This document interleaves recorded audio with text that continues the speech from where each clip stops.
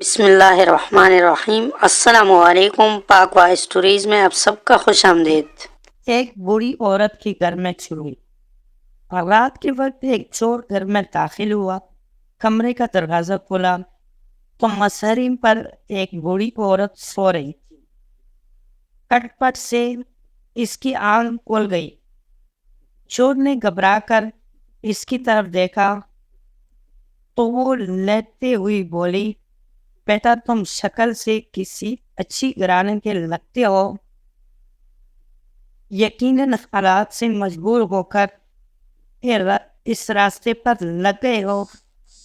چلو کوئی بات نہیں، الماری کے تیسرے خانے میں ایک تجوری ہے، اس میں سارا مال ہے، تم خاموشی سے وہ لے جانا، مگر پہلے میرے پاس آ کر بیٹھو، میں نے ابھی ابھی ایک خواب دیکھا ہے، وہ سن کر ذرا مجھے اس کی تعبیر تو بتا دو۔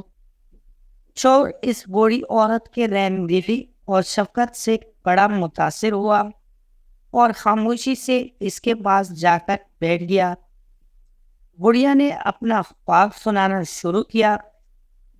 بیٹا میں نے دیکھا کہ میں ایک صحرا میں گم ہو گئی ہوں، ایسے میں ایک چیل میرے پاس آئی اور اس نے 3 دفعہ زور زور سے بولا، ماجد ماجد ماجد۔ بس پھر خواب ختم ہو گیا اور میری آنکھیں کھل گئی۔ ذرا بتاؤ تو اس کی کیا تعبیر ہوئی؟ چور سوچ میں پڑ گیا۔ اتنے میں برابر والے کمرے سے بڑھیا کا نوجوان بیٹا ماجد اپنا نام زور زور سے سن کر اٹھ گیا اور اندر آ کر چور کی خوب دکائی لگائی۔ بڑھیا بولی، بس کرو، اب یہ اپنے کیے کی سزا بھگت چکا۔ چور بولا، نہیں نہیں، مجھے اور مارو تاکہ مجھے آئندہ یاد رہے کہ میں چور ہوں، خوابوں کی تعبیر بتانے والا نہیں۔ دوستوں، آج کی ویڈیو آپ کو کیسی لگی؟ امید ہے کہ ویڈیو پسند آئی ہوگی۔